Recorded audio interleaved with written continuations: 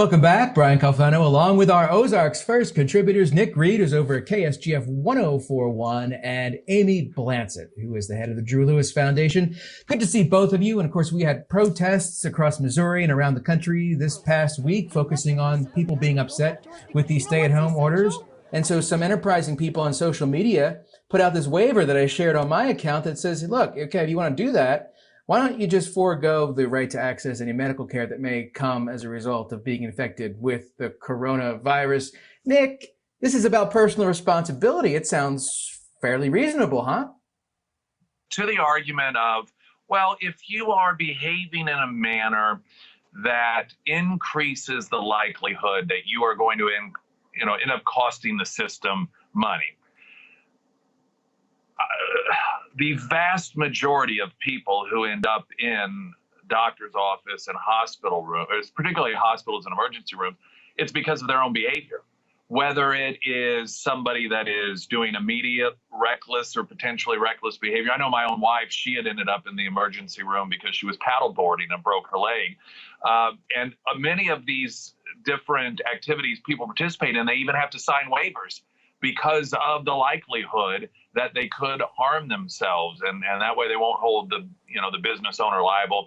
So there's a clear acknowledgement that that sort of behavior could potentially lead to costing the system.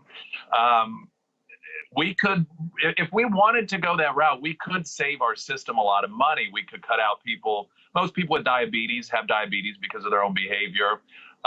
Anyone who has HIV/AIDS that contracted it because of either drug use or deciding to have unprotected sex, we could cut them off. Anyone who ODs, and right now that's a huge problem. Before coronavirus, that was a discussion about those people overwhelming the hospital system and how to deal with it. And interestingly enough, the way that we decided to deal with that was increased dosage of whatever that substance is that brings them out of it, giving that to first responders, instead of saying, well, we just won't allow them any medical care. So it's a separate and opposite approach to say that people who willingly put themselves in a position that could possibly cause the system some sort of undue a burden, to just deny them that access.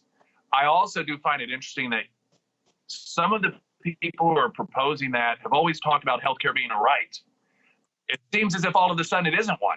That these people who healthcare is a right, it's a right, it's a right, are now saying, well, unless you participate in an activity that I don't agree with. Okay, but which side is more inconsistent? The ones who say healthcare is a right, but we're going to maybe deny it to people who didn't obey the stay-at-home order, or the ones who decry socialism all the time, but then will turn around and will load up the system with cases of coronavirus and then end up costing the system more, costing all of us more in the process? It isn't about, oh, this isn't actually a problem.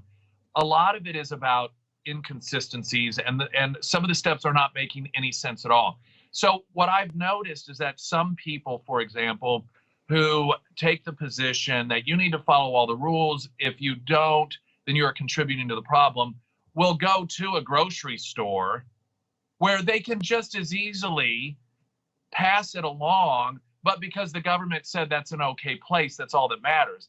Well, that doesn't even make sense. What about that argument, Amy? People are able to go out to the grocery stores and there's not pushback regarding that. I see it much like tobacco smoke. You have the right to smoke if we talk about rights, right? And what the law says you can and cannot do. But when your right infringes upon my health, we create protections for the individuals that are being affected by those who are making their unhealthy decisions. We also create taxes for individuals who are making those unhealthy decisions. So, one of the things looking at, if you're taking unnecessary risk that puts yourself at harm, which is going to cost me more money because you're consuming insurance, or it's going to put me at harm, meaning you can give me the virus because you chose to make silly decisions, to go to do a protest that isn't going to do anything, right? I mean, we already have when our open date is. So you went and you yelled and you were your voice. It's not even effective. Very different than going to the grocery store to get food, right? And making precautions at the grocery store. But you're putting yourself at risk, and then you're willingly putting others at risk. And now your rights and your liberties and your freedoms that you're touting are infringing on mine. And that's where this question comes in on, like, well, whose right are we going to serve? And then that's often where maybe Nick and I might disagree on, should government be involved in that, or should there be steps in place that cause individuals who take those risks to be responsible for the risks they've taken.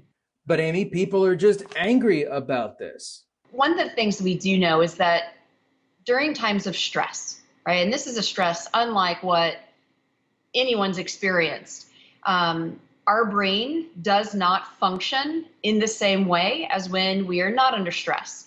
So we are more likely to make rash decisions. We think about the short term. We buy the Xbox and we buy the TV that we don't need, but our brain is telling us, well, we don't even know what's going to happen tomorrow. I may not get another paycheck, so I'm going to live for this day, this moment, this week. And when our brain goes into that primitive concept, we do make decisions that are short term that put us at risk, and it puts others at risk. And so, knowing that and realizing that people are making some of the decisions they're making, in essence, to no fault of their own. It's what our brain does when you're not under stress and you haven't had practice in how to deal with that.